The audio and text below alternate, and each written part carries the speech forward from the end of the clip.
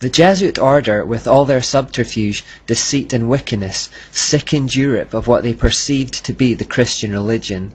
Just like when Catholics were keeping people locked in ignorance to perpetuate their own lust for power during the Dark Ages, just like when they were launching crusades and inquisitions and imposing torture and death on anyone who didn't conform to their faith, just like when they were amassing wealth at the expense of innocent people using extortion, fear and intimidation, this had all been conducted under the banner of the Christian cross. When they committed their atrocities, they did so using the name of Jesus Christ. Therefore, when people saw all this, they quite understandably thought they were seeing true Christianity. When they saw the Jesuits, they thought they were seeing a Christian order. When they saw Catholicism, they thought they were seeing true faith. They thought they were seeing the natural outworking of God's religion, and so they turned on that God. This anger towards the wickedness of the Jesuits and Catholicism ignited a movement called the Enlightenment. Today God's reputation is still unfairly tarnished in the same way by the acts of the Catholics and Jesuits. For example, when a Christian condemns Muslim terrorists for blowing up buildings in the name of Allah, it's not uncommon to hear a retort along the lines of, well, Christianity doesn't exactly have a good track record either, does it? What about the Crusades? Or what about the Inquisition? And many Christians are either left without an answer to this, or feel like they have to defend the Crusades or attempt to pass it off as a mere blot in the copybook of Christian history. The fact is that the Crusades were not a Christian endeavour at all, they were a Catholic endeavour, and as I've hopefully shown in the previous section, those are very different things. As I also hope to show, many of the people being tortured and killed by the Catholic Inquisition were in fact true Christians. That's not to say that Christians have always behaved impeccably, but the gods behind Catholicism are Baal, Asherah, and ultimately Lucifer or Satan. As we've seen, the Jesuit order in particular was dedicated to the Asherah goddess, but many Christians still don't understand this, let alone non-Christians, and I hope I've done something to clear that up. When I think of the Jesuits, I tend to think of them as spiritual suicide bombers. Sure, all the people of the nations of Europe turned on them, and sure they were run out of every country in Europe and ruined their reputation, but vitally for Satan, at the exact same time, they also took down God's reputation with them. People turned on the God they thought the Jesuits represented. It was fifth column tactics. The Jesuits pretended to be a part of the thing they wished to destroy. So in the 18th century, for the very first time in world history, in an attempt to escape all the religious turmoil that had dogged the world ever since the Catholic Church had risen to power, people attempted to create a godless society which would be free of the kind of corruption and tyranny they had become accustomed to from that Roman Church. We sometimes think of the Enlightenment as a neutral movement to pursue reason and science, as some kind of natural evolution of mankind, where a light bulb suddenly went off above our heads and we realised God was silly. In reality, it was a reaction to something. It was first and foremost, at its heart, an anti-God movement. Reading the quotes of the intellectual leaders of the time, this becomes apparent. Voltaire said, "You will notice that in all disputes between Christians since the birth of the Church, Rome has always favoured the doctrine which most completely subjugated the human mind and annihilated reason." He also said, "As you know, the Inquisition is an admirable and holy Christian invention to make the Pope and the monks more powerful and turn a whole kingdom into hypocrites."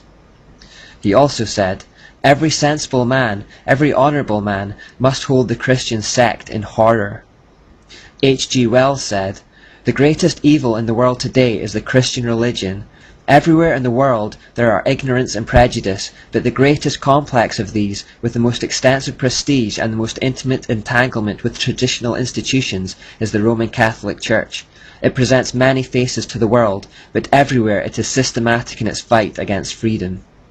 You see how they use the words Christian, Rome, and Catholic Church interchangeably. These quotations highlight the fact that the Enlightenment thinkers saw no distinction between Christianity and Catholicism. They were looking primarily at the atrocities of the Catholic Church and deciding that if this was the end result and religion of God, then the answer was to abandon that awful God. Instead, they would turn to knowledge and science for the answers. They would make themselves the centre of all things. Like Adam and Eve, they would turn away from the tree of life and put their hope in the tree of knowledge. Like Adam and Eve, they would not see that they had in fact been deceived by the serpent who had whispered into their ears that God was a wrathful deity of hate, intent on keeping their minds in darkness and ignorance. The early Enlightenment thinkers had a fairly big problem, however, in their attempt to create a godless society. You see, if they took God out of the picture, they had no idea where all this came from and how it all got started. The idea of evolution, which suggested that all things could be explained without any kind of creator at all, did not gain public acceptance until Charles Darwin published his book, The Origin of Species, and this book wasn't published until 1859. Therefore, the Enlightenment thinkers in the 100 years prior to this time, although they perhaps would have liked to abandon the Christian God altogether, if they were being intellectually honest, could not. They still had need of some kind of higher power to explain how the world came to exist in the first place. The world couldn't just pop into existence, something must have caused it. No realistic alternative to God that could be backed up by reason and science was available to them at the time. Therefore, a great many of them tended to settle on a belief system known as deism.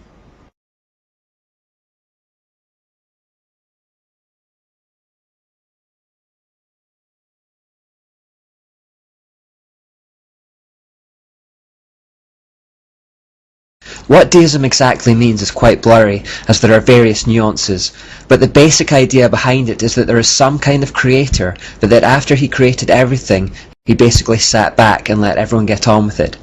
The most commonly used illustration to explain deism is that it's like winding up a clock and then letting it run down by itself. We don't interfere with the clock after it's been wound. The natural mechanisms built into the clock see to it that the hands keep moving around the face as they should. The deist God, therefore, is one that doesn't interact with human affairs as such, but can be determined using reason and observation of the natural world alone, the natural mechanisms of it, if you like. Because he doesn't interact with human affairs, deists believe God had given no direct revelations to any human being. Therefore, all holy books are mere human interpretations of a universal truth. They all contain some strands of wisdom and are of some interest, but none could be considered to be the absolute truth, direct from the mouth of God. None could lay claim to being a perfect and direct revelation. Deists believe that all gods of the world were basically the same one by different names, and that one person couldn't say that his God was any higher than another. This idea that people should abandon ideas of absolute truths largely came about because people had become fed up of religious wars. Instead of everyone fighting about who was the right God, the peaceful solution was to say that everyone was right, everyone had a piece of the truth, and therefore God became less well defined and more subjective. He could be whatever you wanted him to be, and you could call him whatever you wanted to call him. Many deists tended to settle on general and impersonal names, such as Providence. This generalized God was involved in all the seemingly diverse religions and observable in nature, but you couldn't know him personally. Deism was a forerunner to pantheism, not just that God is observable in nature, but that God is nature. God is the trees, the stones, the birds, the rivers. Some deists believe that God interacted with people through creation, and pantheists went one step further and said that God is creation. In pantheism, however, God tellingly normally becomes female and is referred to as Mother Nature or Mother Earth. Use of that term can slip out quite easily, but we should try to eliminate it from our speech. There is no Mother Earth or nature or anything. There is a Father God. Sometimes people personalize Mother Nature and call her Gaia, and that's just the goddess again.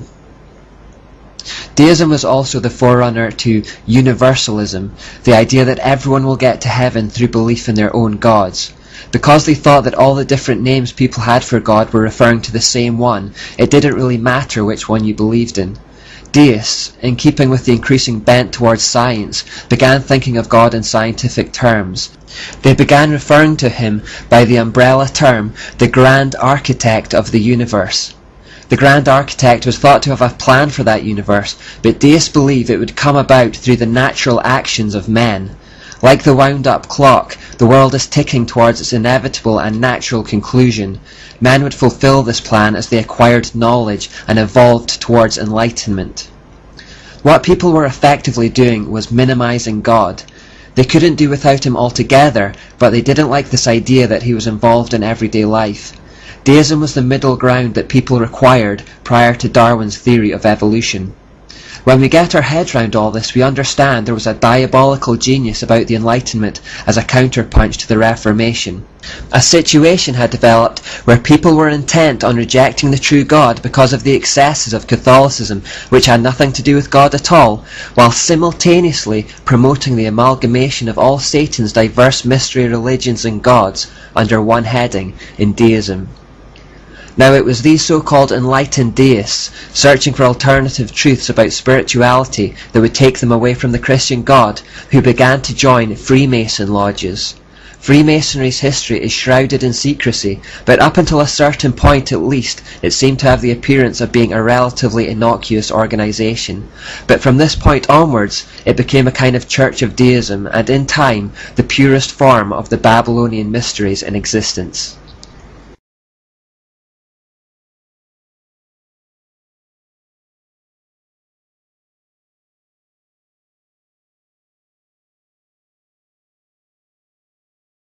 Freemasonry began with the skilled stonemasons of medieval England, Scotland and France, way before the Enlightenment.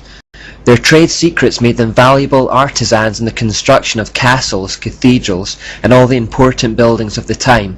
As a mobile brotherhood, these skilled workers would move freely from town to town, ready to lend their expertise to any particular building project where they might be required. Secret handshakes and other signals were developed to identify one another as members of the craft, and they established exclusive guilds which no other person was allowed to enter. These guilds, called lodges, were primitive types of trade unions that were mainly for protection and credibility. Secrecy within them was necessary in order to monopolize and control the knowledge of the craft. You see, if everyone knew how to do their job, these skilled workers wouldn't be as highly sought after, and this would have an impact on the amount of work they were given and the kind of fees they could command.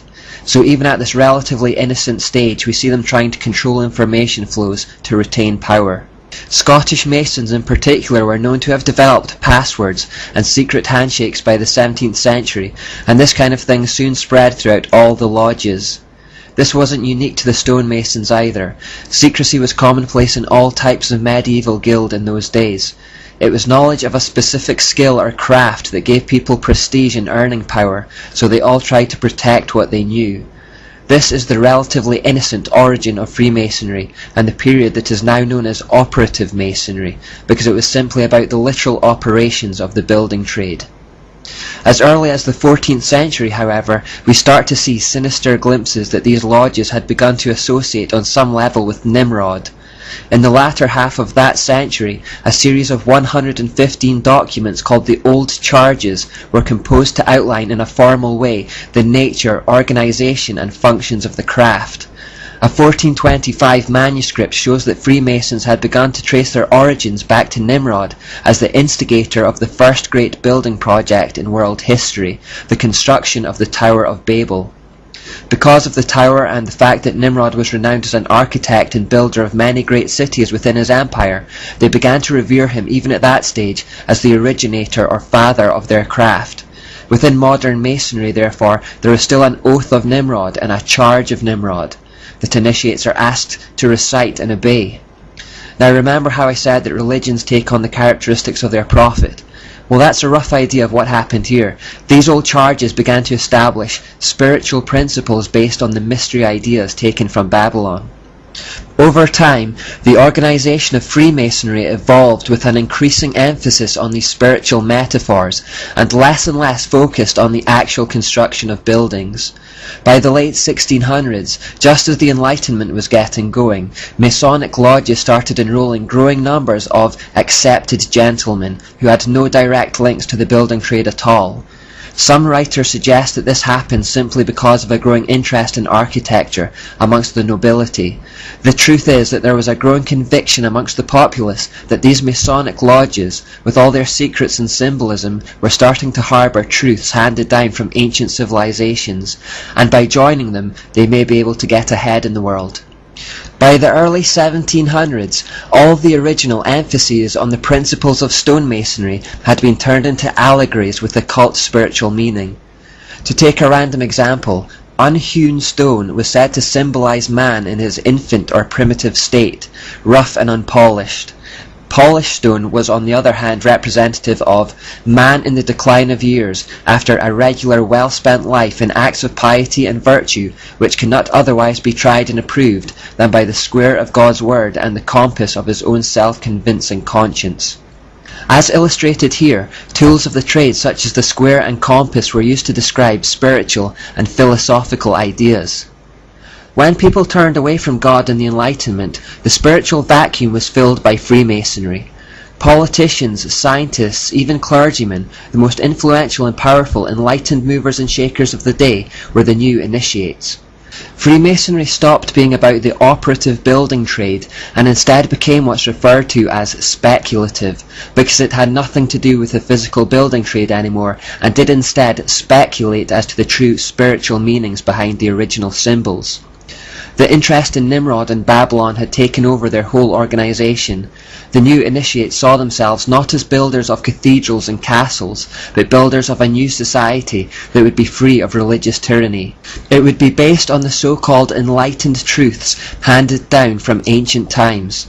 The first Grand Lodge of Freemasonry was established in 1717, and this is generally held to be the official beginning of speculative masonry. Freemasonry at this point effectively became the Church of Deism. It was also from this point that Freemasonry effectively became the truest form of the ancient mysteries in the world, having gathered ancient wisdom from all the mystery religions throughout history. Freemasonry then leads us on to the infamous Illuminati.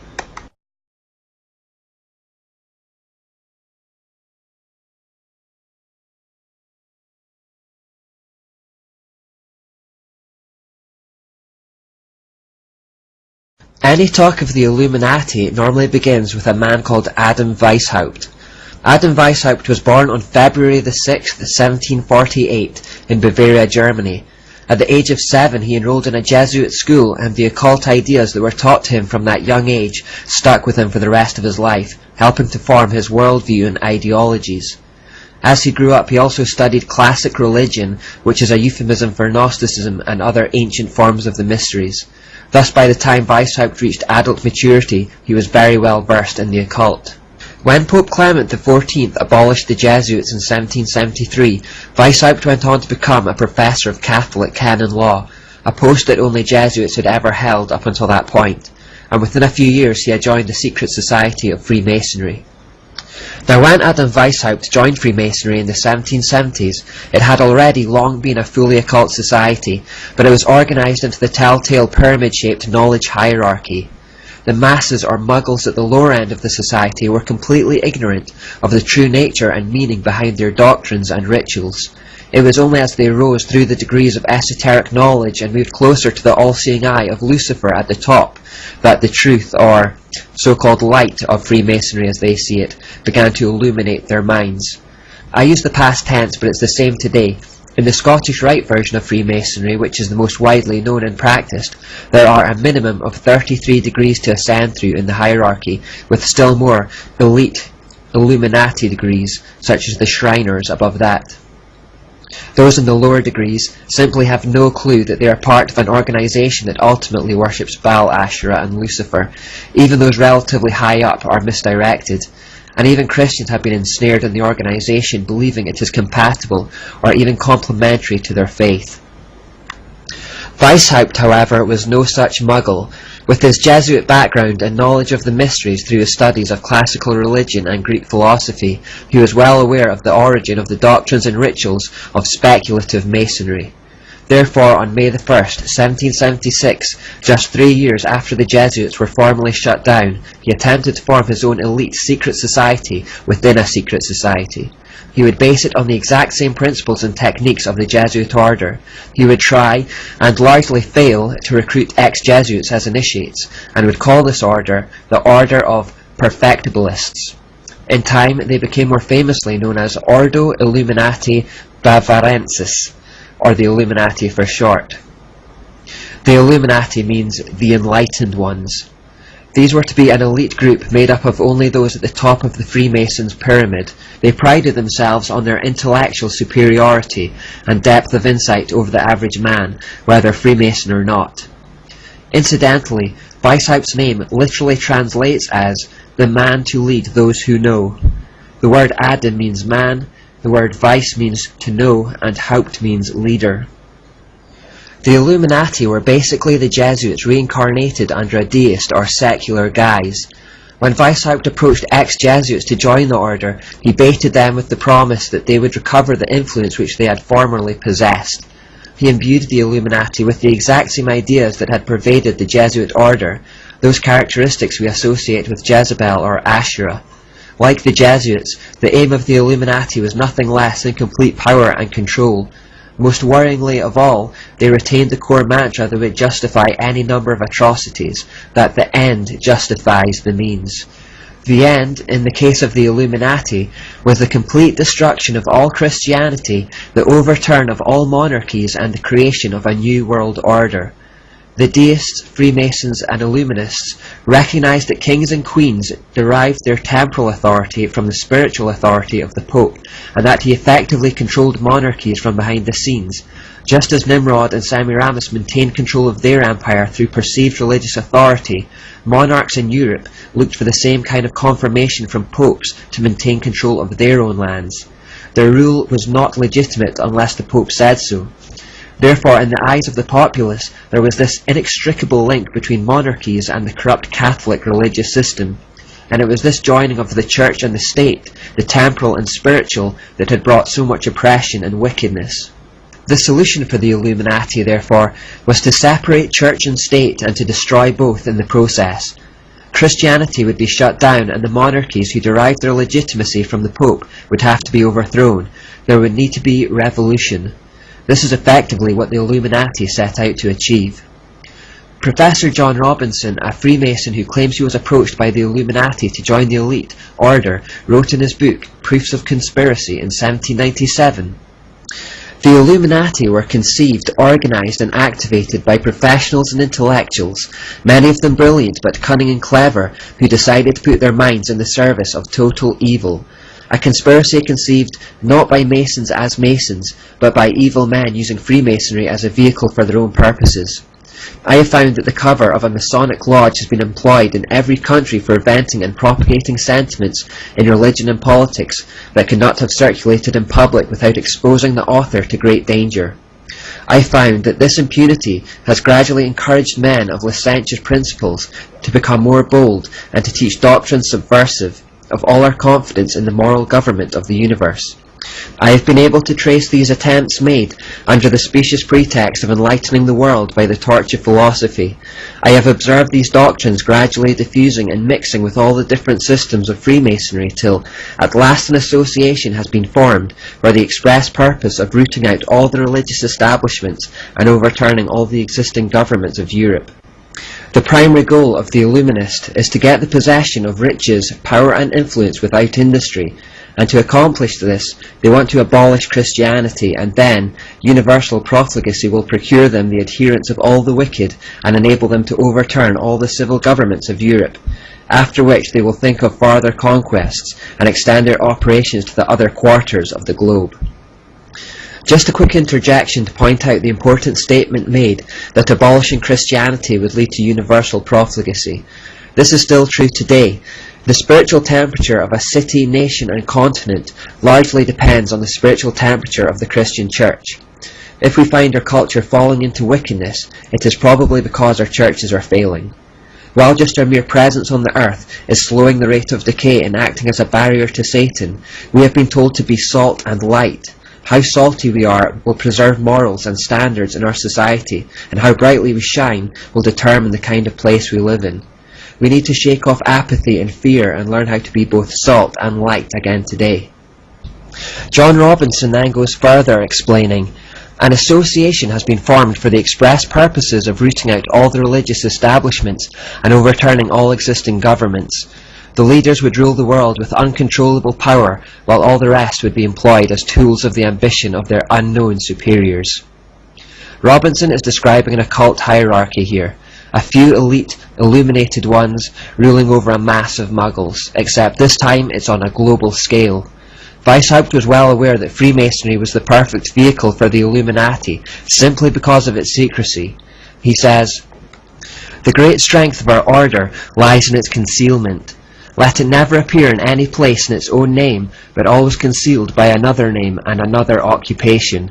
None is fitter than the lower degrees of Freemasonry. The public is accustomed to it, expects little from it, and therefore takes little notice of it. Next to this, the form of a learned or literary society is best suited to our purpose, and had Freemasonry not existed, this cover would have been employed. Freemasonry was chosen because the public already knew about it and thought it harmless. Its origins as a trade union for craftsmen meant the average person thought nothing of it, and this was the perfect cloak of cover.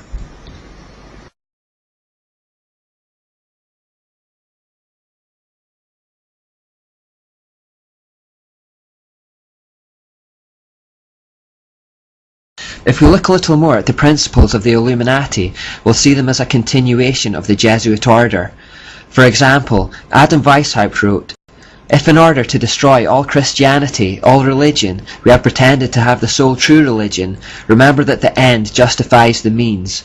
Those which we have taken to deliver you, those which we have taken to deliver one day the human race from all religion, are nothing else than a pious fraud which we reserve to unveil one day in the grade of Magus or philosopher illuminated." Once again we see that phrase, "the end justifies the means." Everything and anything could be perpetrated by an illuminist as long as the end result was the right one, the advancement of a new type of society. This could, and indeed would, involve even violent revolution and the destruction of property, lives, and society itself. One of the mottos of the Illuminati was, "Order out of chaos." The idea was that they'd introduce chaos in the forms of wars, fighting and distrust, and then having created it in the first place, step in to offer their own self-serving solutions which people would clamber to accept. Using the fifth column, a network of spies would be integrated into society to do the job. In these respects, there was virtually no difference between the Jesuit order that Weishaupt had come from and his new society. The only real difference was that the Jesuits had claimed to be a religious order, while the Illuminati conducted their efforts in a deistic or secular guise. We see in the Illuminati the trademark thirst for control that suggests Ashura's presence. The Illuminati didn't care whether people agreed to be ruled by them or not. They saw it as their right, as intellectual superiors to the Muggles, to impose upon the world what was best for it. The Illuminati were, and still are, a people who despise legitimate authority and work tirelessly to usurp it. When they are in a position of weakness, they work towards that end through subterfuge, deception, and lies. However, they made no bones of the fact that they fully expected to one day be in a position of power, and when that day came, they would rule tyrannically with intimidation and terror. Their ultimate aim was complete control, and they would go to any lengths to attain it. The whole order works within the trademark hierarchy system as well. Some quotes. "The first duty of the reader of this synopsis is to obey the edicts of his Grand Lodge. Right or wrong, his very existence as a Mason hangs upon obedience to the powers immediately set above him. Failure in this must infallibly bring down expulsion, which, as a Masonic death, ends all. The one unpardonable crime in a Mason is contumacy or disobedience. The first duty of every Mason is to obey the mandate of the Master. The order must at once be obeyed. Its character and its consequences may be matters of subsequent inquiry. The Masonic rule of obedience is like the nautical imperative. Obey orders even if you break owners." Again, just like the Jesuits, right or wrong is unimportant compared to slavish obedience to the hierarchy. Combined with the end justifies the means, there are no moral barriers left between people and the darkest depths of depravity. Superiors would command inferiors to commit a crime, and then, having done it, superiors could blackmail them by threatening to expose their actions. The Jesuits also used confessional booths to blackmail and control kings and queens in this manner. According to a joint deposition signed by Professor Renner and his 3 colleagues, the object of the first degrees of Illuminism was to train the adepts in the system of espionage. Once the member had so committed himself to such nefarious acts of espionage, treason, or other treacherous enterprises, he remained in a state of perpetual dread, fearing his superiors might at some time reveal the criminal activity. Remember how the Jesuits had various methods of suppressing their conscience and avoiding justice that mainly centered on lying, deception of self and others. This also continues in the Illuminati. You must conceal all the crimes of your brother Masons, except murder and treason, and these only at your own option. And should you be summoned as a witness against a brother Mason, be always sure to shield him. Prevaricate, don't tell the whole truth in his case, keep his secrets, forget the most important points. It may be perjury to do this, it is true, but you're keeping your obligations, and remember, if you live up to your obligations strictly, you'll be free from sin. As for the Asherah or Jezebel trait of intimidation, when a brother reveals any of our great secrets, whenever, for instance, he tells anything about Boaz or Tubal-Cain or Jachin or that awful Mahabone, or even whenever a minister prays in the name of Christ in any of our assemblies, you must always hold yourself in readiness, if called upon, to cut his throat from ear to ear, pull out his tongue by the roots, and bury his body at the bottom of some lake or pond. Of course, all this must be done in secret, as it was in the case of that notorious man Morgan, for both law and civilization are opposed to such barbarous crimes. But then, you know you must live up to your obligation, and so long as you have sworn to do it, by being very strict and obedient in the matter, you'll be free from sin. What I've aimed to do in the last few parts is to show that through Freemasonry, Satan didn't abolish his plans in the Enlightenment. He merely changed tack and perpetuated his mysteries under a deistic or secular guise. The words of Weishaupt explaining the purpose of his order give it away. He said it was for illumination, enlightening the understanding by the sun of reason, which will dispel the clouds of superstition and of prejudice. We haven't seen language like that for a while, but the source of this enlightened understanding is the sun, and we know that the sun represents Baal. So the usual themes are all here: deception, control, total obedience to the hierarchy, and esoteric knowledge from the sun. In order to conceal the true meaning and nature of their society, Freemasons, like all occultists, make frequent use of symbols to communicate hidden ideas in plain sight. Having come this far in our study, we should now be equipped to decode these symbols when we see them, and so that's what we'll look at next.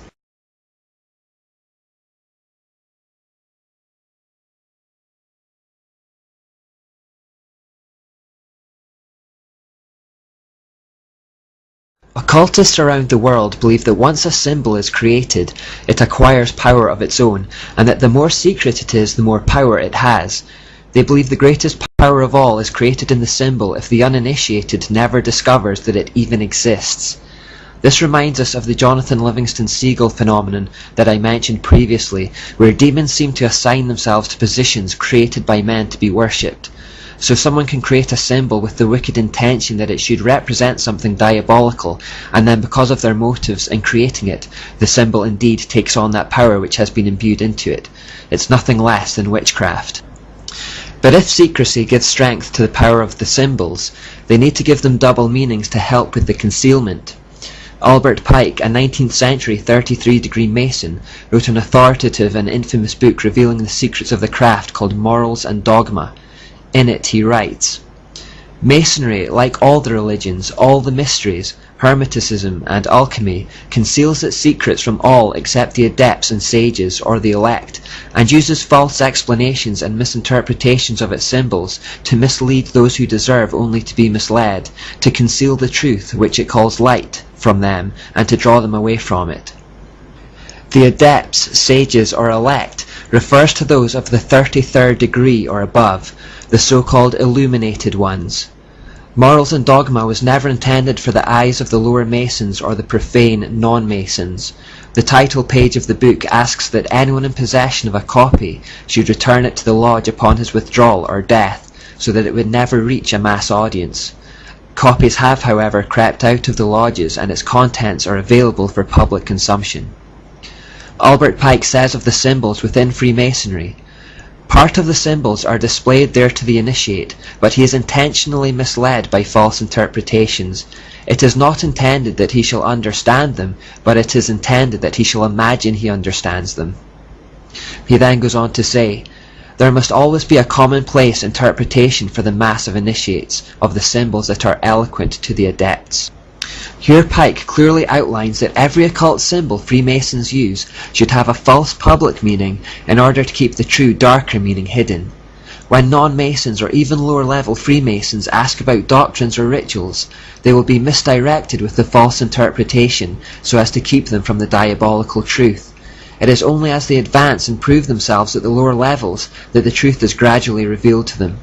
Like we have consistently seen, this system of double meanings is the very definition of the occult. Dark ideas and meanings concealed in full view through allegory and symbolism. With this in mind, take a look at this picture from the Grand Lodge of North Carolina. You should now be quite adept at interpreting these symbols. There's the sun representing Baal, there's the moon representing Asherah, an all-seeing eye above everything representing Lucifer. The rays coming from the eye signify that Lucifer claims to be the giver of enlightening knowledge. 33-degree Mason Manly P. Hall explains of the all-seeing eye. The all-seeing eye symbolizes God, who is obeyed by the heavens, manifested in the heart, and will reward the righteous. This symbol is famously represented on the US $1 bill and is depicted by an eye in the pyramid. The pyramid is incorporated in the symbol because God is the great architect. Now we know that the eye doesn't represent God at all, but represents Lucifer, and so that's a misdirection. You will also notice that the sun and moon are above columns. This is a new one, but columns in Freemasonry represent gods. Therefore, this image in its entirety, which is replicated frequently in the craft, shows a sun god, a moon goddess, and above and behind them all is Lucifer. Columns are also phallic symbols. Albert Mackey, 33-degree Freemason, writes, "The phallus was an imitation of the male generative organ. It was represented usually by a column, was surrounded by a circle at the base. The circle at the base represents the female vulva, and therefore inserting the upright column into the circle makes it a sexual symbol, and that brings us back to this symbol we looked at earlier." An article in a Masonic bulletin says, "The female principle, symbolized by the moon, assumed the form of a lunette, or crescent, while the male principle, symbolized by the sun, assumed the form of the lingam and placed himself erect in the center of the lunette, like the mast of a ship." Remember the mast and ship symbol from Catholicism. There are so many ways to express this exact same idea. We saw earlier that the obelisk outside the Vatican made this point and circle symbol from the air, but you will find these obelisks or Asherah poles literally all over the world. The most imposing and important ones are to be found in the major cities or power bases and financial capitals, but wherever you live, you will probably not have to go far to find one close to you. This obelisk is from London, and this one is from Paris, and this one is from New York.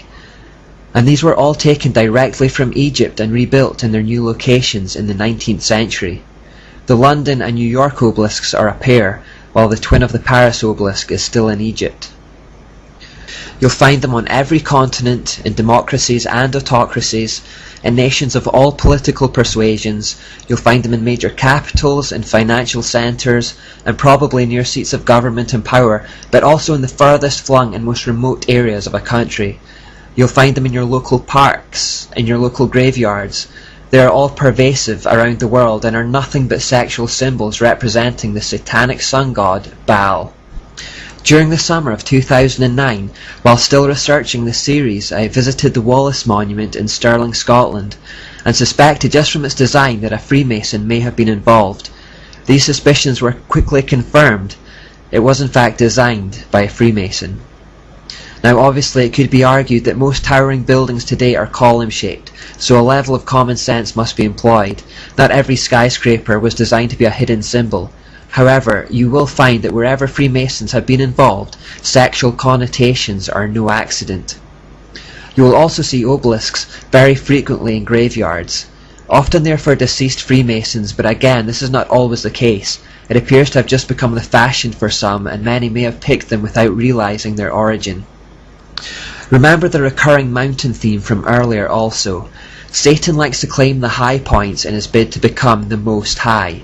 With that knowledge, I looked for the high points in Scotland's capital city, Edinburgh, to see if there was an obelisk present. Sure enough, on Carlton Hill, there is a significant one that gives views over the whole city. Notably, it is within easy view of the Scottish Parliament, the castle, and other traditional strongholds of power. As the king of Tyre wants to control the prince of Tyre, the human governors and rulers, you will often find this symbolism within range of governmental buildings or financial centres. There is also a theory that these monuments are built along ley lines being geometric lines that run along landscapes, connecting ancient or secret features together. The idea is that they are channels along which energy can flow between points. It might be an interesting experiment if you were to find the high points within your own area and check for obelisks. If there are no obelisks, you may instead find stone circles or other deliberately designed shapes. Alternatively, look for the seats of power, influence and financial centres, then check for any obelisks or occult symbols that are overlooking those buildings. Perhaps survey the geometry, degrees and angles at which the obelisk stands to those buildings. You may see physical evidence of satanic influence over government leaders in this way. I know for sure that the local high point in my town often has a stone circle made out of rocks, and if you move them and go back later, they'll have been rearranged back into a stone circle again. Have a look and see what you find.